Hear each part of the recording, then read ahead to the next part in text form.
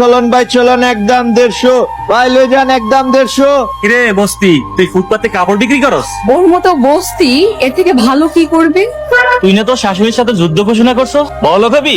এইসব করেই পেটে ভাত জোটে না, আবার যুদ্ধ করবে, বড়লোক হবে। অফিসে চলো, আমার এই বস্তিটাকে দেখলে গা যাও। চলো আমরা আজকে একসাথে রেস্টুরেন্টে বসে লাঞ্চ করব। ভাই গেঞ্জি কত? ভাই 150 কইরা গেঞ্জি। দেখি ভাই গেঞ্জিটা দেখি, নিচেরটা। দেখুন আমাদের কালেকশন গুলো আমার পছন্দ হয় কি। এত সুন্দর ড্রেস কালেকশন আপনারা কোথায় থেকে করেন? এসব আমাদের মানিক ফ্যাশন হাউসের ডিজাইন করা। বাইরে আপনি প্রোডাক্টগুলো বিক্রি করবেন? জি অবশ্যই, ঢাকায় প্রায় 35টা শোরুমে আমাদের ডিজাইন করা প্রোডাক্ট গুলা যায়। আপনি বরং এই ঠিকানায় গিয়ে আমার ম্যানেজার সাথে কথা বলতে পারেন। আপনি এই ফ্যাশন হাউসের মালিক, আবার নিজেই বিক্রি করেন? জি, বিজনেসটাকে দাঁড় করাচ্ছি, দোয়া করবেন। আপনার কাছ থেকে অনেক কিছু শিখলাম, আজকে আমি আসি। অনু, রাজীবের সাথে তো বিয়ে দিতে চাচ্ছি। আমার তো এখনো ডিভোর্সই হয়নি। তো ডিভোর্স দিচ্ছিস না কেন? দিব। আপনার বিয়ে করতে সময় লাগে না, তার ছাড়তে সময় লাগে না। এক চট দিয়ে দাঁত ফেলে দিব। আপনারা তো পান খালি গরিবের লোক। আমার সাথে যুদ্ধ করবে বলছিল। যুদ্ধ তো করবোই। দুলাভাই একবারে রেডিমেডি হইয়া তারপর আপনাকে লগে যুদ্ধ করবো, বুঝছেন? রেডি হয়ে আসবে মানে? কেন, দুলাভাই কইছে না অনেক টাকা কামাইবো, টাকা কামাই আইসা আপনাকে লগে যুদ্ধ করবো। তোমাকে যে ব্যাংক থেকে 50 লাখ টাকা তুলে আনতে বলেছিলাম, এনেছো? জি স্যার, এনেছি। ঠিক আছে, ড্রাইভারকে বলো গাড়ি বের করতে। আপনি এতগুলো টাকা নিয়ে কোথায় যাবেন? আজ এক অহংকারী বড় লোক মেয়ের বাসায় দেবো, এত টাকা কি করবেন? তার আর আমার বিয়ের দেনমোহরের টাকা পরিশোধ করো। আপনার বিয়ের দেনমোহর 50 লাখ টাকা? দেনমোহরের টাকা ছিল 5 লাখ, আর বাদ বাকি টাকা ওদের মুখে ছুঁড়ে মারা। দুলাভাই আপনি? মীরাকে 3 লাখ টাকা দিয়ে দাও। দুলাভাই কিসের টাকা? তুমি যে আমাকে টাকা দিয়েছিলা ভুলে গেছো? আমি তো আপনার 2 লাখ টাকা দিছিলাম। বাকি 1 লাখ টাকা আমি তোমাকে খুশি হয়ে দিলাম, কারণ তোমার টাকায় ব্যবসা করে আজকে আমি কোটিপতি। আল্লাহ দিলে কতক্ষণ লাগে? তুমি আমাদের বাসায় আসছো কেন?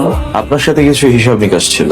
আমার সাথে তোমার কিসের হিসাব নিকাশ? আর তুমি আমার আম্মুকে ডাকছো কেন? হ্যাঁ, বস্তির ছেলে, তুই আমার বাসায় আসছিস কেন? কাকে বস্তির ছেলে বলছেন? উনি মানিক বাইং হাউস, মানিক ফ্যাশন হাউসের মালিক, মানিক চৌধুরী। ওনাদের বলতে দাও না, আজকে আমি কোটি কোটি টাকার মালিক। তাহলে কি তুমি এখানে টাকার গরম দেখাতে আসছো? টাকার গরম তো দেখিয়েছেন আপনারা। এখানে 50 লাখ টাকা আছে, আশা করি আপনার মেয়ের জীবন খুব ভালোভাবেই কাটুক। তোমার টাকা আমি নিব কেন? 5 লাখ টাকা হচ্ছে দেনমোহরে, আর বাকি 45 লাখ টাকা হচ্ছে আপনাকে বিয়ে করার খেসারত হিসেবে দিলাম।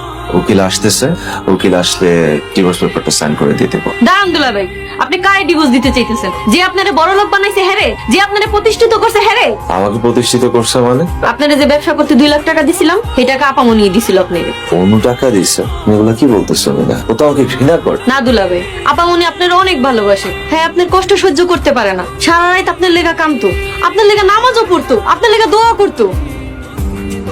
ও যেন প্রতিষ্ঠিত হতে পারে সেই তৌফিক দান করো আল্লাহ। আল্লাহ তুমি রহমত করো, আমার সব টাকা পয়সা নিয়ে ওর বিজনেসে বরকত বাড়িয়ে দাও আল্লাহ, ওকে বড়লোক বানিয়ে দাও, আমিন।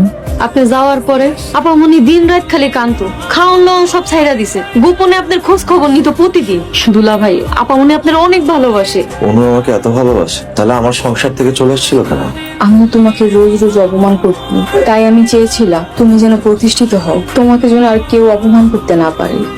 আম্মু দেখো, তুমি যাকে রোজ রোজ অপমান করতা, সে আজকে কোটি টাকার মালিক। তুমি আর তাকে বস্তির ছেলে বলে অপমান করতে পারবা না। যাও বাবাজি, আমার ভুল ভাঙছে, আমাকে তুমি মাফ করে দাও। থাক, এভাবে বললাম না। তবে একটা কথা, কাউকে কখনো ছোট করে দেবে।